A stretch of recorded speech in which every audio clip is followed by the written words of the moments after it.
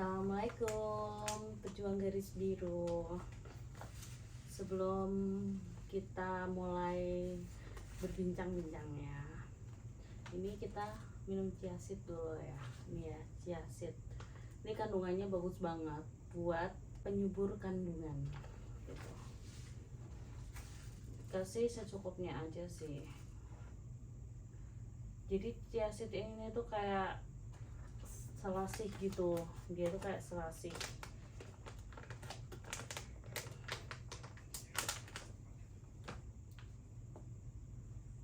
Ini ya, dicampurkan ke dalam air putih biar segar. Jadi kayak nanti kalau udah masuk di dalam air itu dia kayak selasih, kayak buat apa yang bintik-bintik di dawet itu ya. Jadi ini rasanya seger banget, enak, gak ada pahit-pahitnya, dan ini dapat nyuburin kandungan kita.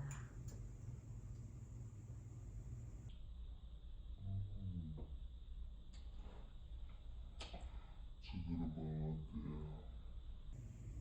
Lagi ya. Jadi airnya seger banget. Nah, kita mulai ya langsung ya. Jadi aku mau cerita buat pengalaman hidupku pertama kali ya. Itu dari awal kenapa aku memilih untuk program IVF itu karena memang takdir yang membawa aku ya. Jadi pertama aku jelasin dulu awal mulanya itu. Aku sebelum nikah ya itu didiagnosis itu kista kan. Terus aku ini tanya sama dokternya, itu katanya itu nggak apa-apa, kistanya itu nggak yang kista yang ini ya, yang bisa membesar seperti itu. Lalu aku tunggu di beberapa tahun kemudian, aku iseng cek lagi kan, ternyata tuh kistanya itu membesar.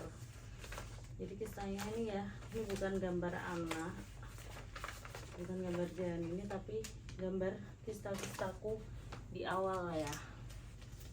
Jadi ini gambar-gambar kista-kistaku di awal seperti ini. Dan operasi aku tahunya tuh di 2015 karena aku kerja di salah satu dokter SPOG. Itu aku beberapa karyawan memang ini ya disuruh USG seperti itu, makanya tadi ketahuan yang awal tadi aku punya kista ternyata. Lalu aku maintenance lagi, ternyata masih berkembang seperti itu ya. Akhirnya selang beberapa tahun kemudian aku memberanikan diri lagi ke dokter SPOG yang di Hermina ya, dokter Aji. Nah itu bikin aku semangat banget. Dokter Aji kasih aku ini kasih aku semangat buat mau operasi. Akhirnya aku dirujuklah ke ini ya, ke Muardi. Itu di namanya itu kliniknya itu Sekar Muardi. Nah itu aku di situ. Aku sebelumnya tuh sudah pernah cek di Profesor Dr. Tejo ya, itu juga bilangnya itu juga kista dan harus segera ada tindakan laparoskopi. Nah akhirnya aku balik lagi tuh, setelah aku ketemu dokter Aji, aku balik lagi ke Sekar Muardi dan aku bertemu lagi dengan Prof Tejo. Saat itu saat COVID ya, maaf sekarang tuh sudah almarhum ya untuk Prof Tejo. Ini kemarin tuh saat COVID memang tidak berani untuk melakukan tindakan operasi di Muardi seperti itu. Akhirnya saya alihkan untuk operasinya itu dengan dokter Latif di Muardi. Nah udah setelah itu, setelah aku di Muardi ketemu dokter Latif, USG sekali langsung minta untuk di laparoskopi. Setelah itu untuk hasil laparoskopi yang terjadi itu, aku laparoskopi di ini ya, di tahun 2020. Nah itu usia aku masih 26 tahun, aku tuh mau nikah ya. Nah itu ternyata ditemuin ini ada kista ovarium di kanan yang menyumbat tuba aku. Jadi tuba aku jadi hidrosalping. Akhirnya setelah di laparoskopi itu kan udah ketahuan nih harus dipotong dan ternyata ini yang satu tuh juga ada bakat, kan tuba itu ada dua, yang satu tuh ternyata ada bakat untuk seperti yang tuba yang sudah sudah membengkak seperti itu. Nah akhirnya diputuskan untuk dilaparoskopi kedua tuba falopiku, jadi kanan kiri. Jadi sekarang tuh aku nggak ada tubanya. Nah awalnya tuh sedih banget, down banget pokoknya. Tuh akhirnya 2021 aku dipinang suamiku. Ya. Dia lagi tidur di sana. Nah, alhamdulillahnya suamiku juga mau menerima.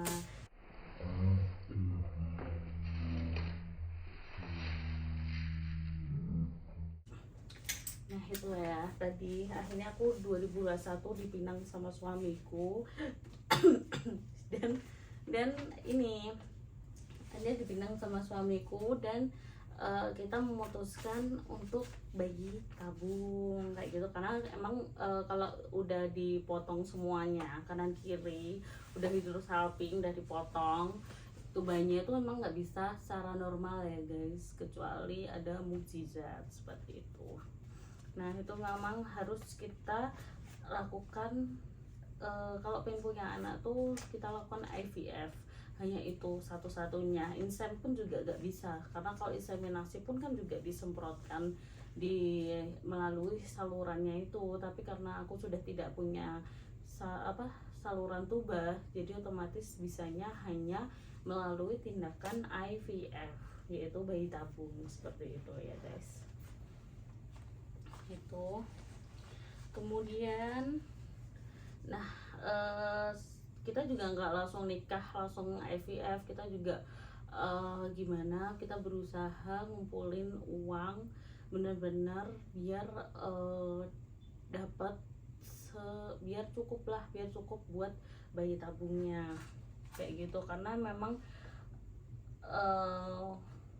cukup banyak banget uang yang kita keluarin dan tenaga yang kita keluarin. Apalagi itu di daerah Solo itu emang untuk morula itu nggak ada di Indriati, cuman itu nggak bisa untuk melakukan tindakannya, jadi bisanya cuman kayak terapi obatnya kayak gitu.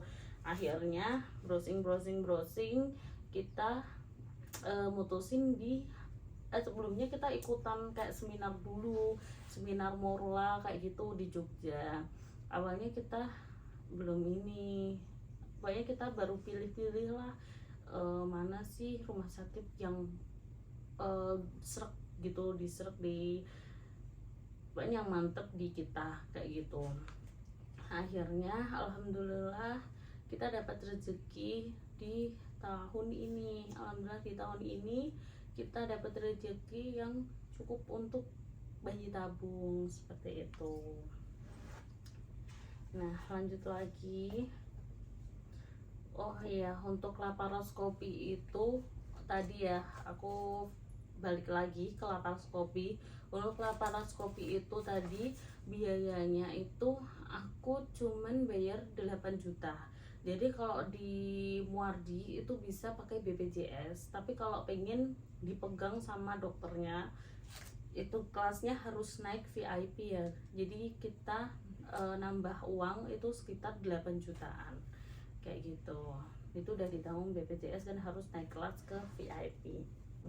Jadi buat kalian memang ini ya, apalagi wanita itu sangat-sangat rentan sekali ketika ada permasalahan di tubuh kita, kayak kok jarang mens atau sakit mensnya atau apa, itu segera cek ke dokter SPOG terdekat, terserah di mana aja kayak gitu. Karena usia produktif itu bener-bener rentan banget sama ini ya, penyakit seperti itu, apalagi kista kayak gitu. Dan kista kalau dibiarin pun juga nanti akan berkembang menjadi kanker. Jadi nauzubillah ya, jangan sampai terlambat seperti itu. Kemarin pun juga alhamdulillah banget ketahuan tuba fallopinya itu lengket dan cepet-cepet dipotong.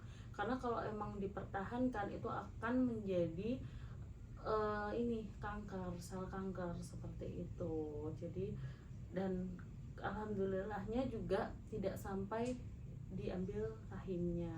Jadi alhamdulillah banget.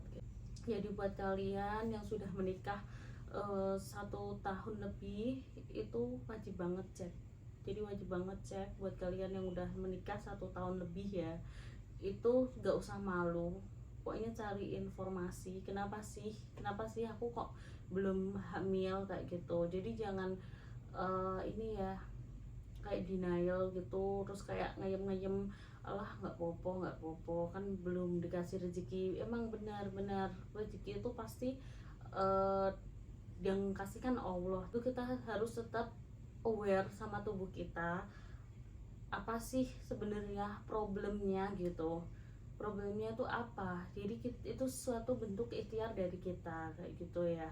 Jadi jangan sampai udah deh ntar ditunggu aja, aku juga masih ini itu, nah kayak gitu. Jadi saran aku, setahun lebih kalau emang belum dikasih momongan,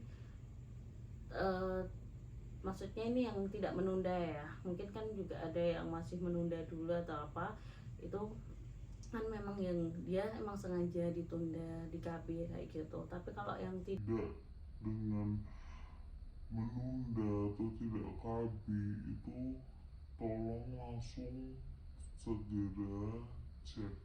jadi ada apa di diri kita. Tahapannya sebelum ke jenjang program bayi tabung itu nanti ke inseminasi dulu gitu. Tapi kalau memang semua dirasa dicek itu normal semua, itu biasanya dicoba dengan dokter itu untuk terapi dulu bun. Jadi gitu, terapi dulu, nanti baru ke tahap inseminasi. Kalau memang belum berhasil, nanti ikhtiarnya lanjut lagi ke IVF. Semoga Allah mengijabah kerja keras kita sampai di proses ini gitu. Jadi buat bunda-bunda semua, pejuang garis biru, semangat, tetap semangat apapun hasilnya. Yang penting kita sudah berikhtiar, semua kita serahkan kepada Allah Subhanahu wa Ta'ala yang memberikan kehidupan ini ya bun. Jadi tidak perlu khawatir, risau nanti uangnya hilang segitu gini. Yang penting kita udah ikhtiar dulu, nanti rezeki pasti ada lagi. Yang penting kita mau berusaha kayak gitu ya bun. Terus juga ini tadi seperti yang aku bilang, pokoknya jangan patah semangat, terus berjuang. Kalian hebat, para pejuang garis biru, kalian hebat. Sebelum jadi ibu kita sudah berjuang, dan suatu saat pasti kita akan diberikan rezeki anak oleh Allah Subhanahu wa Ta'ala. Harus percaya itu.